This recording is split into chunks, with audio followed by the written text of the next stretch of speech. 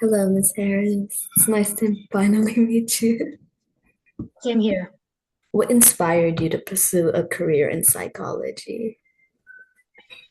Well, like I would say, many people who go into the social services or psychology, some personal experiences of my own in my family of origin Mm, um, that uh, yeah, brought me down this path of studying psychology, feeling that I could use those personal experiences to help other people.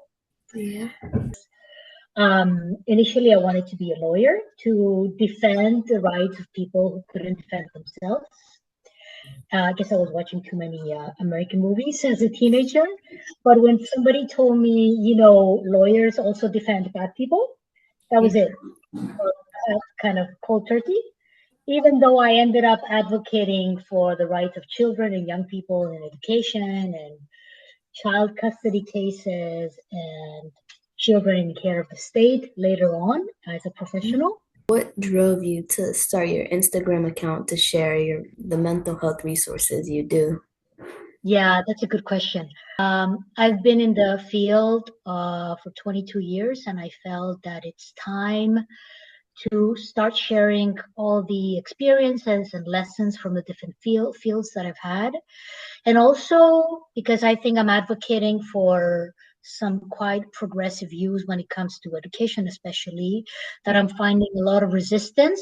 So I felt the need that I have to put out these ideas instead of waiting for other people to align with me, that I owe it to myself and maybe to the world of people who agree with these values to put it out there and maybe reach other people, whether be it therapists, educators, school counselors, social service employees, let's say parents, youth who might resonate or who might be looking for somebody to speak to these ideas, these values, these experiences. What you do is great. I really do appreciate. I'm pretty sure Thank you. everyone appreciates what you do. And in your 22 years of experience, how do you think that's shaped your perspective on mental health? I have had experiences which have enlightened me when it comes to psychology and how our mind works, which I did not have while I was studying psychology in university. For example, a few years ago, actually, no, over the last, let's say, 3.5 years, Mhm. I attended three silent meditation 10-day retreats starting in late 2020 while the pandemic lockdowns were happening up until the end of 2022, um, whereby I realized things about the human mind and its difference from the brain, and how our body really does collect and embody stresses that we've had in our lives, personal stresses, professional stresses, systemic stresses around us, which things that I hadn't been taught, and doctors are not being taught, physiotherapy students are not being taught, psychology students are not being taught during their formal studies. Yeah. And I've had, like I said, I've been in and out of different professional contexts. So that has shaped also, it has made my love for education that helps students cultivate their mental health and their social and emotional skills even stronger. And it has made me realize that mental health is a two-directional thing. So mental health as cultivating our peace of mind, the health of our Yeah. mind, mental. And then there's people who are struggling with the health of their mind and need support in getting back either to a more balanced track, or if it's way off balance, to at least help them stay in a place where they can be functioning as good as well as possible, as good as possible. So, in your experience, what are some common stressors you've seen in students, and like, how do you address that as an educator? Right. So I think there are three levels of stress. And by stress, I mean pressure that Mhm. a young person might go through. So level one, let's say it's the healthiest level. It's like when you're asked to do something for the first time, or when you're asked to upgrade your skills that you've been working on. You're asked to take them to a new level that's a little bit further up where you currently are, where you're asked to step out of your comfort zone, maybe when you're making new friends, when you are I don't know, taking a new test or an upgraded test in examine karate, for example, or in school, when you're going for a date the first time, where the stakes are not that high, where you've been practicing, where you know you can do it, where you know it's not the end of the world if things don't work out, and you have a support system, be it your parents, your teachers, your friends, your community members around you that help you know that you can do this, and if it doesn't work out, you can try again. It's not a failure. You can have a growth mindset. So that's stress level number one. And Mhm. I would want, and who wouldn't want young people to be more or less at this stress level or pressure level in their life, right? Then you have stress level number two, where the stakes are higher because you think that what you're faced with has higher value, maybe that you ascribe higher value to what you have to do than what you should be giving it. As if, if you fail this exam, it's going to be the end of the world. If you don't enter this, very competitive university, you're a failure. If this person you're attracted to is not attracted back at you, it's not also attracted to you, that you're not good enough. So that's stress level number two, and you need to develop your self-awareness and your equanimity, so your ability to stay calm when things are not going your way, the way you think they should go, in order to go back to either stress level number one or to deal with this extra pressure you might be putting yourself or systemically you might have upon yourself. Like I've worked in a competitive school recently where there's always a lot of pressure for students to achieve and to achieve academic excellence, even though they were losing, they didn't have the time to spend with their pets or with their friends because, it was their parents' dream for them to enter a very high stakes university. Yeah. Um, so that's, not a very healthy stress to pressure to be in. And then you have stress level number three, where at that point you might be going through a very unhealthy lifestyle that doesn't serve your social emotional needs. Mhm. Maybe you're experiencing trauma, you're going through violence in your home, or bullying at school, or maybe you feel isolated. Um, you feel you don't belong in your school environment or in your community, or maybe there's a lot of financial stress in your family. So things that a young person shouldn't be normally going through. So systemically not being helped and emotionally not having those skills to be able to come out of the stress, right? So that's a lot of pressure for a young person to go through, and it might lead them to withdraw emotionally. It might lead them to go through a black hole. It might lead them to start self-harming as a way to release the stress they might be going through, or to turn to drugs as a way to escape their daily reality. Yeah. uh, so when that's happening, this young person really needs at least one good adult around them that's going to recognize what they're going through and maybe reach out and grab them, bring them out, or they also need systemic support, meaning some way, an environment that really helps them come out of their pain and whatever they're struggling with. So those are the three levels of stress that I might see young people going through. And how do you think schools could like implement good mental health practices? And which ones do you think are like the best for students' well-being? I would say first you need a clear intention, Mm-hmm.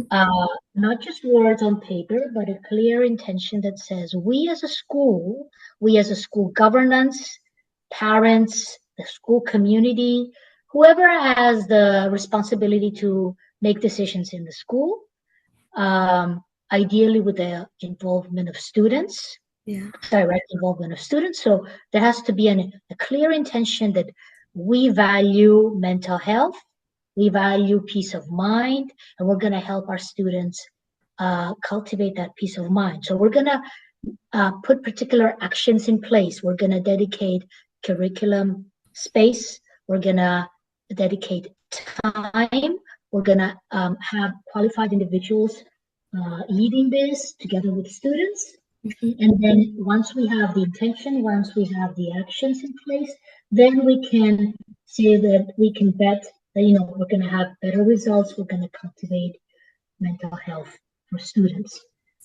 Say there's this child isn't feeling well. What are some things that they do that you can tell that, oh, they need help? Okay. Now, if you're walking around the school grounds, like playground, let's say, or open space during break time, and you can observe and see which students are interacting with others, which students seem to be more isolated. And if you're the school counselor, you can approach those students, find a way to approach those students, in a friendly manner, and check in with them if they're just busy, studying about an exam that's coming up, or ask them how their day is going. So you can physically observe what is going on. If you enter a classroom in order to maybe run a lesson on, or a workshop on issues of social and personal development, then within minutes, usually, I've come to observe which are the students who are more timid, that maybe are not opening up, or maybe struggling because some other students are taking up too much time or too much emotional space Mhm. within the classroom, and they're not allowing others to speak, to express themselves. Other times, a young person might approach a counselor or psychologist and say, I'm not feeling well, or um, you're the counselor, or you're the psychologist, can we talk? For example, while working as a school counselor, I had a student who sent me a message and said, you're the school counselor, right? I think we need to talk. And she approached me because her dad was going through terminal illness, and she felt that she couldn't open up in the family because she, as the older child of two at the age of 12, that she had to be the strong one, that she had to be encouraging her mom and not showing vulnerability. And by giving her a chance to talk and process those feelings, it was helpful for her in order to see what kind of role she was playing in the family, how she was, the different kinds of feelings that she was going through and in different situations, and empower her to be able to either speak to her parent on her own, to her parents, or even deal with the loss that she eventually had in the family with her dad passing away. What strategies did you recommend for not only her, but like the other young students to help them build a more stable and healthy like mindset and health? Mm-hmm. Well, I'm finding that it's important to help young people deconstruct Mhm. the beliefs they have about themselves. Like I had another young man, or a student, male student, come to me, refer to me, let's say, with this idea that he didn't know how to study, right? Mhm. And when you're, getting ready to take very important exams, that's a very important label to have, uh, and it's important not to have it, that you're not able to study. So we deconstructed that to that he wasn't interested or excited to sit down and learn or examine information about topics that he found boring. So he was very interested in learning, and he was able to sit for many hours and look up information on the computer about things that he was interested in. Yeah.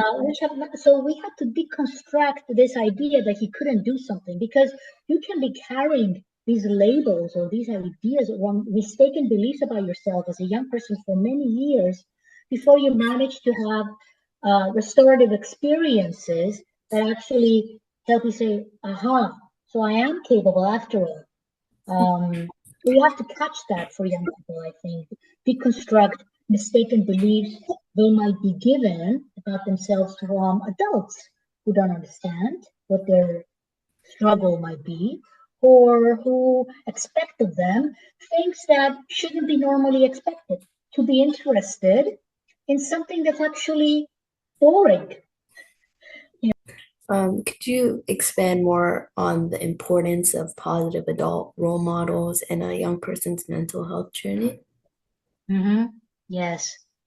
Um, the first role models that rightly or wrongly children have when they come to life are their guardians.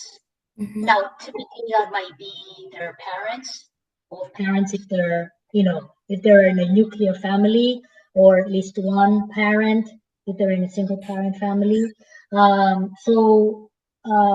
those are such important years, the first years where research shows that children are forming, getting wired in their brain or their mind, how to that feeling of getting the feeling of safety, that when I cry I will get support, somebody will respond to me, or somebody will help me manage my intense emotions, or somebody will deal with me with calm and provide to me a safe and calm environment, exciting, interesting environment for me to grow and thrive. Now, if those first years of life are not the ideal, they may be traumatic, then young people are, carrying that baggage with them, let's say, through their adolescent years. So these first role models, parents, and then soon enough, maybe grandparents or um, other immediate family members, and then soon after the teachers and you know head teachers and other caretakers, all these people, they have an impact. And then actually nowadays, because children are stuck in front of a screen from such a young age, then all the people they're looking at, they also become role models, Yeah. of what is acceptable, or what is funny, or what is inspiring, or what is entertaining, or what is educational. When that content and that information, I'm very concerned, is not good quality content and information, or good quality role modeling for young children and then adolescents and young people in general. How do you think like friends and other like pets, colleagues play a role in of a young person's like mindset and mental health? Mhm. Now, if the family of origin is a healthy, functioning, good enough, at least one, then friends come along later as a second family. Yeah. If the first family of origin is not a healthy, constructive one for a young person, the friends might become the major family, Hmm. and hopefully that major family will include other young people who have parents who are supportive, and that kind of gives a secondary family for our struggling young person to be supported by, hopefully. So yes, friends still play a major role, despite that, even though there's a lot of internet now and digital tribes, let's say, or digital friends for young people.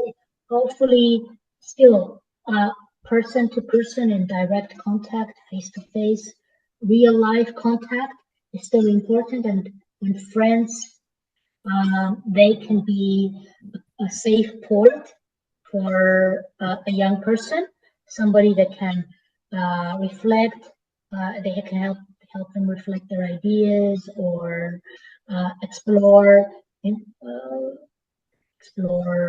find um, information, Hmm. support them when there's having a hard time emotionally because they're at their peers, so they can understand each other where they're at their age, Yeah. and help them out when they're having a rough time, and stand up for them when they're faced with bullying or discrimination.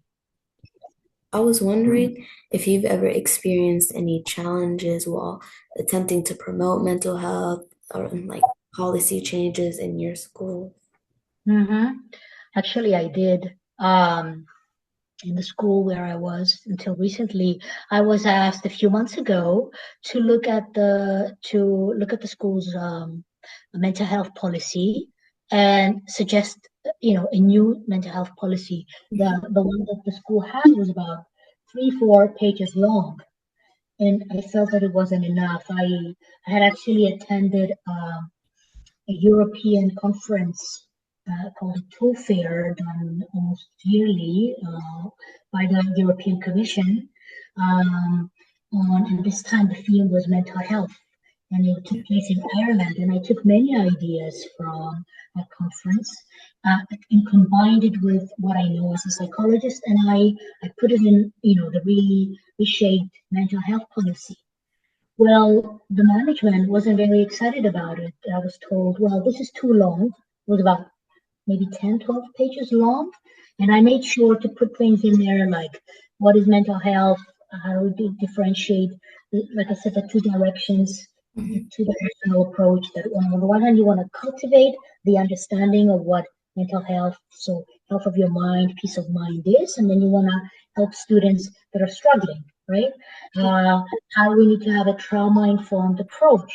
What do we do when we need to provide emotional first aid for students, um, and different other things which I felt were important. And I was told, oh, this is too long, and teachers are not going to read it. They're not going to bother. So we need to stick to the 3 or 5 pages.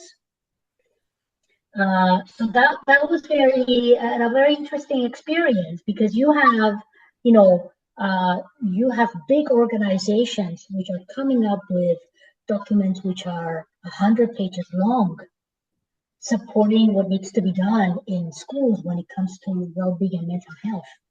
Mhm. Obviously, I wouldn't expect a teacher to read 100 pages, but 10 to 15 pages, which can also be, presented in a workshop or, throughout the school year. Yeah. I would expect that wouldn't be too long or too much.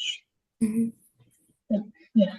So there's still a long way to go when it comes to convincing school management and leadership that they need to, you need to have the intention on paper, and then you need to formulate the real actions which go beyond just having an event here and there just to show that we care about well-being. Well-being and mental health is something you cultivate every day in a Mhm. place like school, because that's a place where young people are spending a huge chunk, a huge percentage of their life. If you're 15, you spend more than 50% of your years, probably what? No, since you're 5, let's say. So 10 out of 15, that's two-thirds of your life in a school Wow. setting, right? So you've invested a lot of time, a lot of minutes and hours and years of your life in being in a school environment. That's your job. Mhm. So why wouldn't somebody take enough care of you to help you thrive? Why wouldn't they want to do that? Mhm. Um, Today I was watching a film by the What School Could Be initiative that was formulated a few years ago. The film was made in 2015. It's still very relevant. It's presenting an example, let's say, High Tech High in California, which is a school that has I would say, what should be the normal approach to education, but Mhm. actually is considered alternative to the traditional standard way of approaching learning. Because when you approach learning as a meaningful experience for students, then you are reducing the likelihood that they're going to develop mental health challenges because of feeling unappreciated, unsupported, or way. way more pressured than they should be within school, where they're spending such a big part of their lives. What do you hope to achieve through your work, and what kind of impact do you want to make? Hmm. Um, the other day, a teacher told me that this intervention we did during the school year 2019-2020, which, as you know, half of it was marked by the COVID pandemic appearance, Yeah. right? So we did this intervention. We did 22 80-minute workshops, experiential learning workshops with a third grade in a primary school. It was a great experience for the kids. So we were developing their social emotional skills and self-awareness, self-control, teamwork, communication skills. Um, and there are still children who are looking for students who participated in it, who are still looking for what we did. So that's how you know you've made an impact. Yeah. Um, Now, when you are a psychologist working one-on-one with somebody or with a family, obviously you can have an impact, but it's on a smaller scale, right? When you're working with 25 students for a series of workshops, let's say, or young people for, 3 days in a row, or when you're working with teachers for a week-long training, then you can have maybe a more sustainable impact or Yeah. a more long-term impact, and then they can remember it, and then they can remember how that helped them, and then maybe they can go on and disseminate that kind of impactful learning. So that's what I hope my legacy will be, that people will experience what social emotional learning could be when they're participating in such a workshop, or if I'm having a one-on-one conversation and therapy session with them, that I'm going to give them something that maybe others haven't given them before, like this experience with the silent meditation retreats, which was eye-opening. I was sharing with people that I was seeing in therapy after that, how it's important for us to have equanimity, meaning calm when we're going under uh, pressure, or calm in the face of challenge, because everything flows and everything passes, and it's important to remember that, and that we have a lot of ignorance, meaning that we're sticking to our own dramas and the stories in our head. So that's important for us to remember. Imagine if meteors had a mind, or at least if we were aware that they had a mind, like we have a mind, and we can make up a lot of stories with our mind, right? And we can make up a lot of dramas. So imagine if a meteor, or during a meteor shower, all those meteors had minds. Imagine the drama that would be taking place. Oh, all that, the screams we would be hearing if they also had a voice every time they would be hitting the Earth's atmosphere with such speed and disintegrating in the heat of that collision with the Earth's atmosphere. So that's what we are. We have this, you know, we are creating all these dramas with our minds and just sticking to them and clinging to them when we can just remember more often, that things will pass, and things change all the time. Yeah. Um, but again, if I'm seeing the child being abused by their parents, I'm gonna have to take a position. I cannot just go and tell that child, you know what, things change all the time. Hang in there. No, no, no. I have to take a position. I have to make a clear statement. I'm against this violence, right? Or so there are things for which we adults or we specialists we have to take a position, Yeah. uh, and help protect and advocate for the rights and the mental health rights of young people and children. Other times you can tell a young person, hang in there, things will change, and things can and will change. What advice would you give to someone like a young student who's interested in entering the field of psychology or wanting to become a mental health advocate? Mm-hmm. Um, yeah, obviously, if somebody wants to study psychology formally, go to university, sure, go down that track. But also, I would advise them, I would tell them, there are other things that you can go through as an experience. It's going to help you understand the human mind better, and you can have that opportunity even in the US as well. Like the silent meditation retreats I went to, it's called Insight Meditation in the US, and you can pursue that as well on the side of your formal degrees, formal experiences, and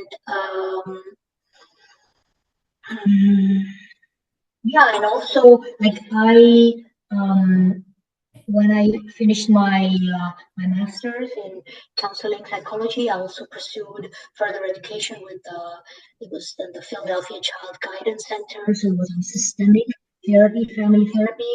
I think the systemic approach is very helpful in helping you understand, go beyond the cognitive behavioral approach. Which might be a little bit more zoomed in into the individual and not go into, look at systemically what might affect a young person and what needs to be done to help a young person. Yeah, and is there any like specific mental health struggles you've been through personally that you would like to share? Mm-hmm. Well, like I said, I turned to psychology because I had family of origins issues that I needed to deal with. And as you're growing up, you're realizing that not only as an adolescent, but maybe as an adult child of your parents, you might be faced with having to, deal with what if those parents are still continuing to deal with you or treat you in ways which are not really very helpful or might be undermining your self-image as a person, as a girl, as a woman. And you have to understand, go through dilemmas. Do I say no contact with this person? Do I claim my space, my truth, and share what I have to share about what my experiences have been with these parents, and then either give them a chance to, maybe, come back to you and see if they've understood what you shared, or decide that you're going to go in more contact with them. So these are issues that I've had to deal with. Is there anything you specifically want to talk about? Well, I wanna thank you for giving me the opportunity to talk to you, and also for starting this initiative. I think it's amazing. I see that you're all young people. I guess you yourself in high school, Yeah. and it's great that you want to pursue psychology, and it's great that you're opening up, your minds and your ears to what people in the field can tell you and can and maybe inspire you with, and that you are trying to learn and share your learning with the rest of the world, the world of young people. So yeah, that's a great initiative. Thank you for doing it. Thank you for thank you for like contributing. You're one of the first professionals we've had on this account. So it's really great to have an experts like advice and input. Thank you. Thank And you. I hope you have a great night. Yeah. I hope you guys have a great afternoon, and all the best for the new week and whatever lies ahead for you in this school year. Thank you, you too. Thank you. Have a good one. You Bye. too. Ciao.